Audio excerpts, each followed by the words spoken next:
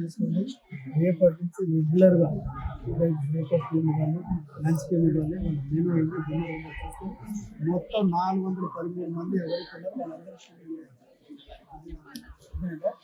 ఎందుకు రేషన్ రావట్లేదా?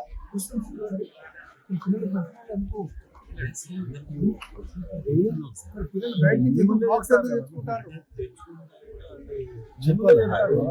ఒకటే మేము చదువుకున్నప్పుడు మేము కూడా ఎస్టీ హాస్టల్ నుంచి చదువుకుని బయలు ఇప్పుడు మాకు ఇంటి బాక్సులు రాలేదు. అది రూల్ పెట్టండి అని దానికి తగ్గట్టుగా మనం కూడా ఇంటి భోజనాలు మనం చూస్తాం. ఎక్కడైనా తేడాలు వస్తున్నప్పుడు బాగుంటుంది. రేపటి అప్పుడు సరిపోతుందా?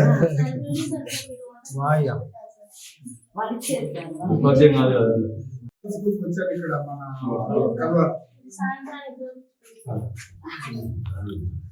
సరే ఒకటి దగ్గర 850 స్టూడెంట్స్ ఉండాల్సిన రెసిడెన్షియల్ స్కూల్ అండ్ హాస్టల్. ఎంతమంది 20 మంది పిల్లలు ఉంటారు. రేషన్ అంతా ఎక్కడ పోతుంది? ఏంది అసలు వ్యవస్థ? ఇక్కడ దగ్గర 100 మంది హాస్టల్ అడ్మిషన్ తీసుకుంటే 20 మంది తింటాడు. ఒక 4 ఆలుగడ్డలు పెట్టుకొని ఒక 2 మిరపకాయలు నూనెనేమో ఒక పావు కేజీ